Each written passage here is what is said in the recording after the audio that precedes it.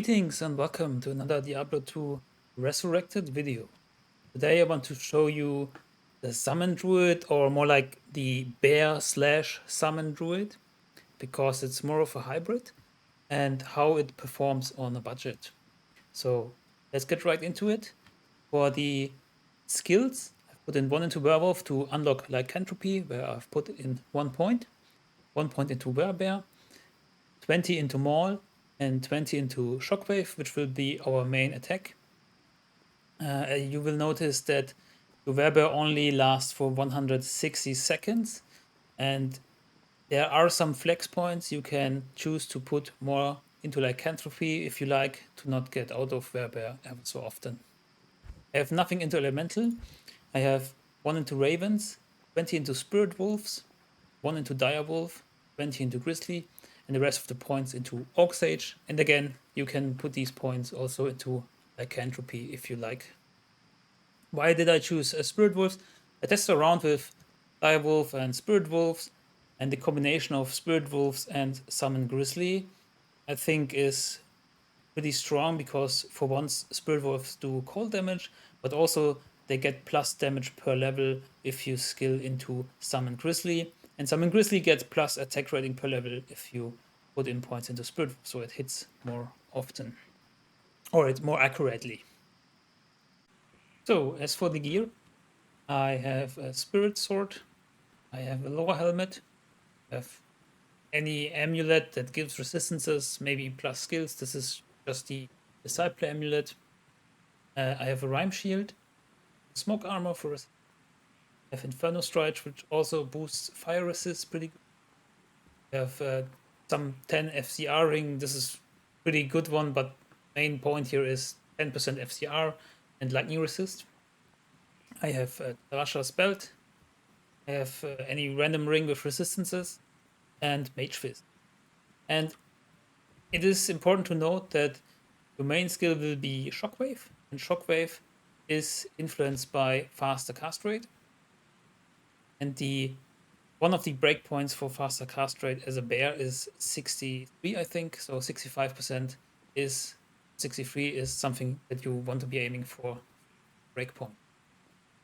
As you can see right here, strength enough to my gear, dexterity the same, and the rest into vitality. And as for the mercenary, I'm using the new Act 5 Frenzy Barbarian. He has 2 Lawbringers, which are maybe the most expensive part of this build, because they use a Lem rune, but you can farm Lem runes, the counters in health, for example. He also has a Smoke Armor for the resistances, and just a large circlet for any random stats. I mean, it's an Amrun in there, but you don't need resistances even, so maybe you give him like a Crown of Thieves or similar with Leech. Alright, then let's test out in Travincal. First I want to summon Heat, and this is one of the big changes of the recent patch 2.4 PTR build, that you can summon multiple wolves and the bear if you like. So you're not restricted to just the bear or just a pack of wolves. You will notice that I'm not summoning any ravens or spirit wolves, dire wolves, because for one, I did not put any skill points more than 1 into it, and secondly, they sometimes block the more important summons, like once I put skill points into it. My Merc, for example. Yeah, that's why I don't summon them. They might be a little bit of beach shield, but so then I also transform into the Werebear, and ideally you want to teleport up to the council, but you can also walk up and your minions will catch up. And then you just spam Shockwave until they drop dead. And just to note, I'm using the Act 5 Merc, especially because of the Lawbringer rune word.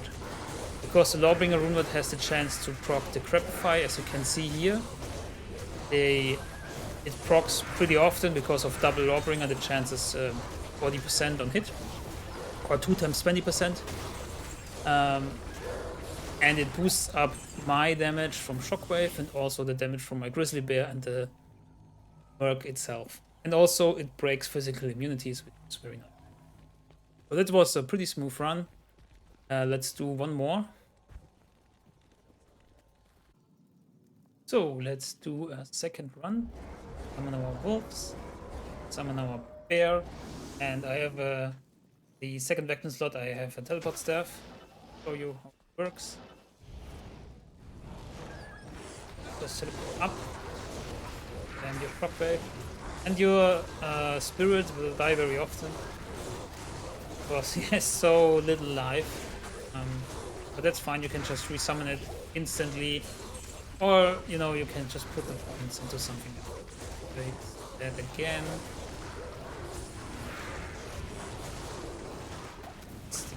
So that, and here you can go down here and go up again to place your summons all in this room so they don't get lost.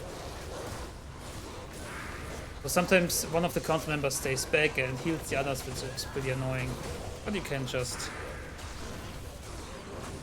brute force do it. There we have Travincal gloves, and I think the sword is something with +1 to skills, which that Calvin's point +1 to skills, pretty budget choice if you haven't heard yet. And the Travincal gloves. This is a pretty nice showcase for why you want to farm Travincal. But let's see if there are any other areas where this budget build excel. So let's take a look at the Frigid Highlands, especially Eldritch and Shenk. But it should be no problem whatsoever. Walk up there, and you can even just kill them with Shockwave. Shockwave is very strong, especially if maxed out. I think it does not scale that well into late game. Like if high end gear, it's not that impressive. But for a budget build, this is pretty safe as well, because you're stunning everything in Shockwave except for unique monsters sometimes, like this here.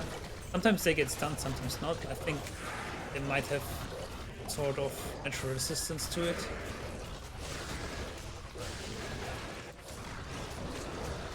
So we just walk up and boss. And here it's a bit tricky because your minions run around where they want. And here's Stone Skin, so now the Merc's attacking him and we're waiting for the Decrepify Procs. There it is. And you see we do a lot of damage with the Decrepify Procs. That's why you run the Lawbringer Merc.